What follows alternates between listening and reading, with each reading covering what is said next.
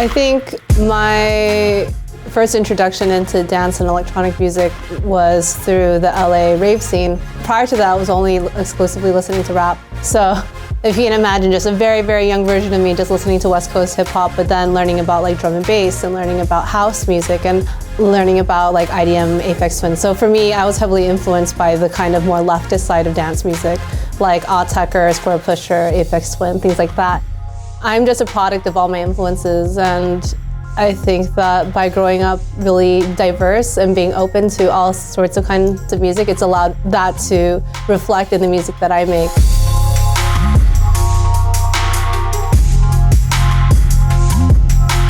At the end of 2015, while I was in the middle of tour, I found out that I had this disease called Moyamoya.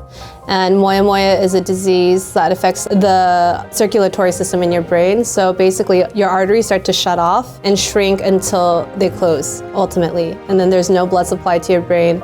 In January of 2016, I had 2 brain surgeries a week apart from each other on both sides of my brain. And the surgeries were successful, so they helped create more blood flow in my brain. But the result of the surgery was that I lost my ability to speak. I lost my ability to understand language from other people, and then I lost my ability to understand music. They didn't warn me about the music, because I think for the average person, not everyone's a musician. It's not necessarily the most important thing to let people know. So, you know, you hear music on the street, you hear it in the elevator, you hear it in your Uber, you hear it in an airplane, you hear it everywhere subtly, and then suddenly it's completely vacant from your life. So it was very sad. At the same time, I remained hopeful because I could see incremental progress. Every day, something would get a little bit better. I could say a little bit more.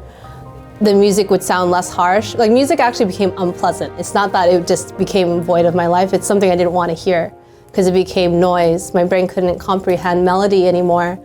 But yeah, you know, a month and a half later, everything kind of simmered down and I was able to enjoy music, and then eventually I was able to create again.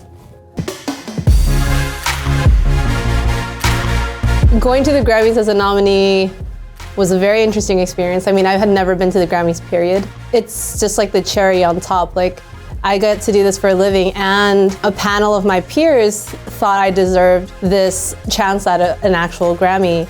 I think to a lot of people in electronic music, the Grammys are just like this fairy tale other world. You know, we know so little about it, and dance and electronic music is so new to the Grammys. It's an interesting way to go in as a new nominee, as part of a new genre and category. So I was really overwhelmed. It was super crazy, and yet not at the same time, but yeah.